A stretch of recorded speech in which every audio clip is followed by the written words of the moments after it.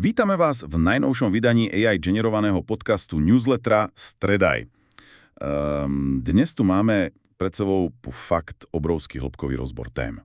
Tých noviniek je tento týždeň naozaj dosť, takže sa máme do čoho ponoriť. Hej, presne. Zdroje, z ktorých dnes čerpáme, pochádzajú priamo z newslettera Stredaj a sú doslova, a to nepreháňam, nabité úplne novými vecami od gigantov. Adobe, Google, OpenAI, Zoom. Presne, tí. A našou misiou dnes je preskúmať jednu obrovskú zmenu. Totiž umelá inteligencia sa nám tu mení z takých tých bežných chatbotov na plnohodnotných asistentov, alebo agentov, ak to tak môžeme nazvať. Úplne aktívnych agentov, ktorí reálne odpracujú tie najnudnejšie úlohy za nás.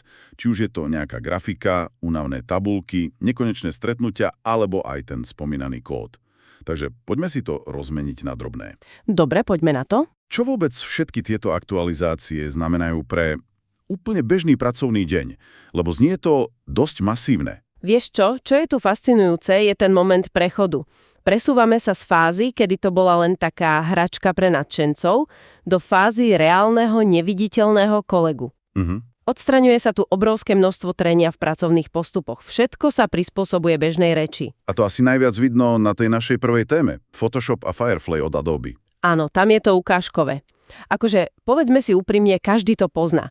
Máš v hlave nejakú super vizuálnu predstavu, presne vieš, čo chceš z tej fotky dostať. Jasné, ale otvoríš program a koniec. Chaos, stovky nástrojov, nejaké lasá, masky, nekonečné menu. A Adobe teraz v tej novej beta verzii na webe aj v mobiloch zavádza asistenta. A komunikuješ s ním normálnymi vetami. Hej, proste napíšeš odstrániť objekt alebo pridať jemnú žiaru. Žiadne hľadanie v lištách. Alebo mu povieš zmeniť pozadie. A to je presne ten posun od technickej zručnosti k schopnosti vôbec zadať pokyn. Predtým si musel študovať hodiny tutoriálov, ako vymaskovať vlasy. No, to bola nočná mora. Presne.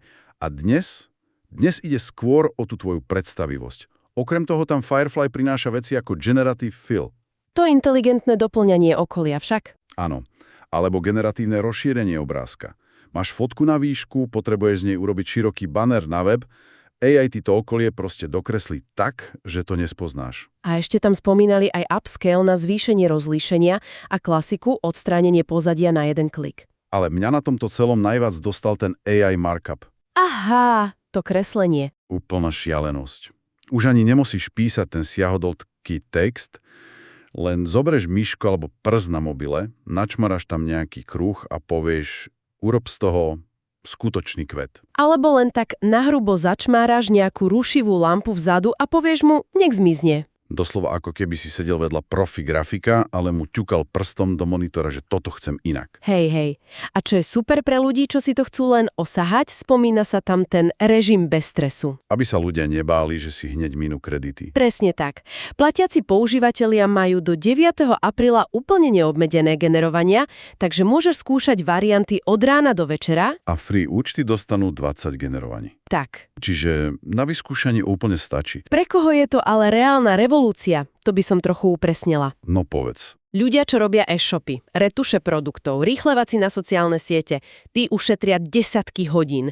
Proste už nebudeš hľadať magnetické laso, keď potrebuješ raz za mesiac rýchlo urobiť leták. A táto snaha všetko takto brutálne zjednodušiť, to nás hneď posúva k ďalšej téme, Google a tá ich nová éra kancelárie.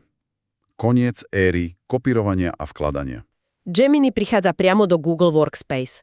Čiže Docs, Sheets, Slides, Drive. Všetko to, v čom sme každý deň. V Docs je teraz funkcia Pomôž mi vytvoriť. A to je pecka, lebo to nie je len holý text, ono ti to rovno vyhodí aj návrh s formátovaním. A to zlaďovanie tónu, tzv. Match Writing Style. Ježiš, to je záchrana. Vieš, keď 5 ľudia z rôznych oddelení píšu jeden dokument a vyzerá to ako úplný Frankenstein? Každý odsek znie inak. Jeden je formálny, druhý slangový. Gemini to vezme a celé to uhladí do jedného štýlu. Dokonca ti vyplní tvoju obľúbenú šablónu dátami, ktoré povyťahuje z mailov. A keď si pozrieme Sheets, tie tabulky, tam je funkcia tabulka na jeden pokyn. A Fill with Gemini. No a tam si model sám natiahne informácie z webu, napríklad nejaké ceny produktov alebo termíny. Vôbec nemusíš ísť von z tej tabulky, len mu povieš a on tie stĺpce vyplní. To isté robia s prezentáciami v Slides. Vygeneruješ si slide a keď sa ti nepáči, zadáš pokyn, urob to minimalističkejšie. A on to celé prerobí a udrží ten vizuál. Ešte k tomu driveu. Vyhľadávanie na driveu už bude odpovedať ľudskou rečou. Funkcia Ask Gemini.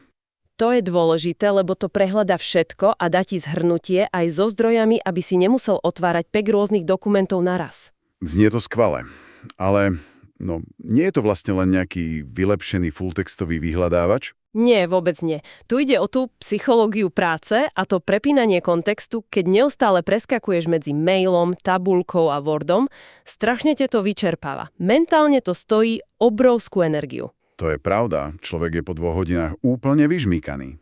Presne. A toto AI už nepracuje niekde izolovane na inej karte v prehľadači. Má priamy kontext, vidí tvojho kalendára, vidí tvoje maily, odstraňuje ten moment, kedy niečo niekde skopíruješ, vložíš do chatu a výsledok zasa kopíruješ späť.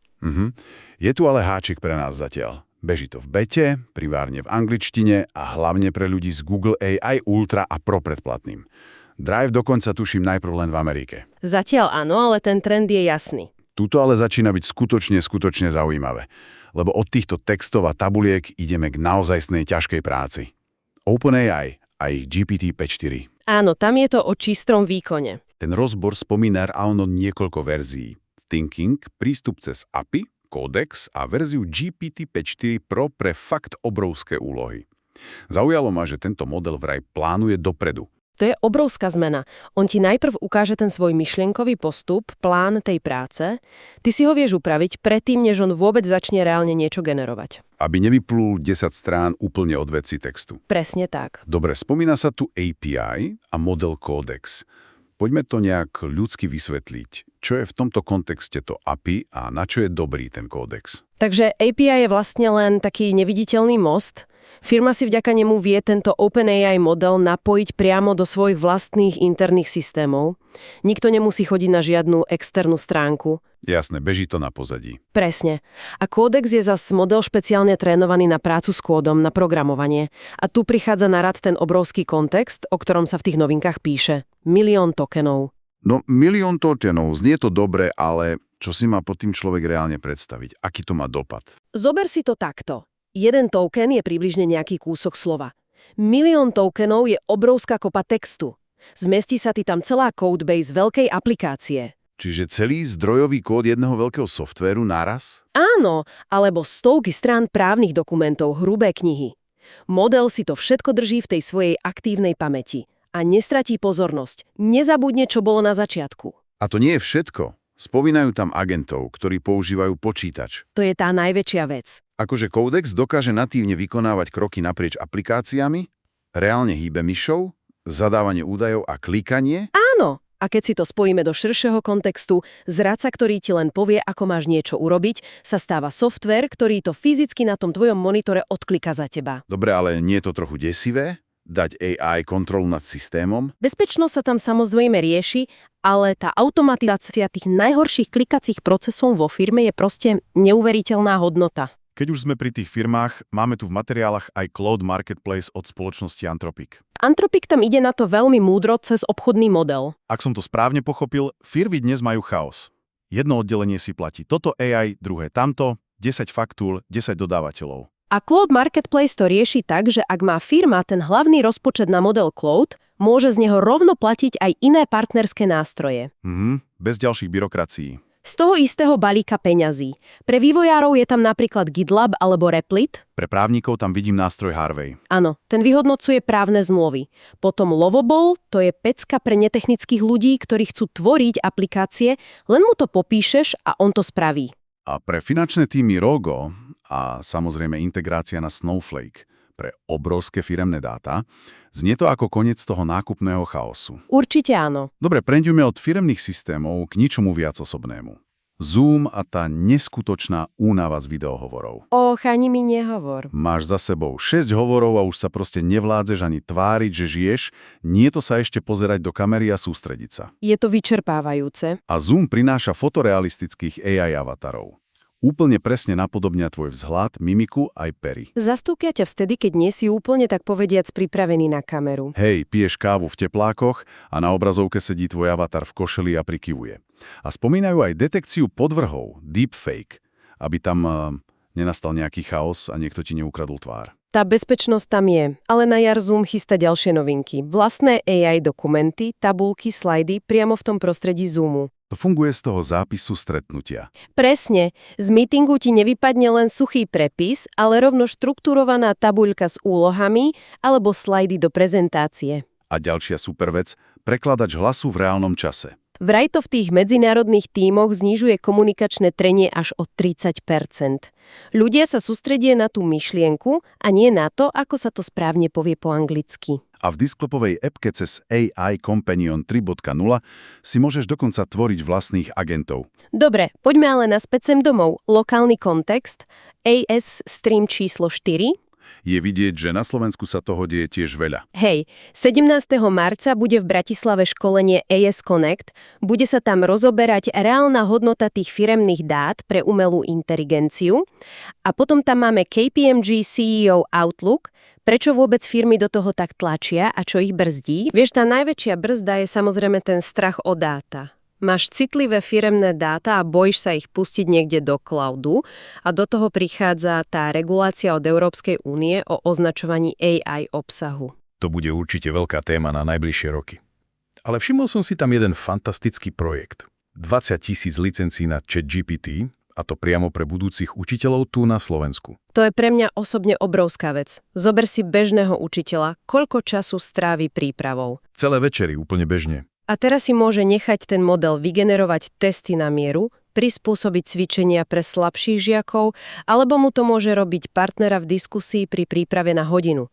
Uľahčí to neuveriteľne veľa práce. Aj sa vlastne sami naučia s tým pracovať. Tieto veci a nielen vzdelávanie sa inak majú výhľadovo rozoberať aj na konferencii DeVi v roku 2026. Teda poviem ti, čo z tohto zoznamu inovácií najviac rezonuje s vami pre poslucháčov.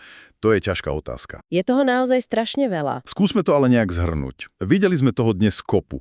Od retušovania fotiek nejakými čmáranicami cez prvé drafty vo Worde, programovanie avatári na stretnutiach. Ak si to zosyntetizujeme, AI teraz robí prácu, ktorú by normálne robilo niekoľko rôznych špecialistov. Číta milióny tokenov, hýbe za nás myšou a sedí na poradách. To vyvoláva dôležitú otázku. No počúvam. Dám takú provokatívnu myšlienku. Predstav si hypotézu. Tvoj Zoom AI avatar sedí na stretnutí s AI avatarom tvojho kolegu. Dobre. Gemini tam za obidvoch vygeneruje perfektnú zápisnicu z toho, na čom sa tí avatári dohodli.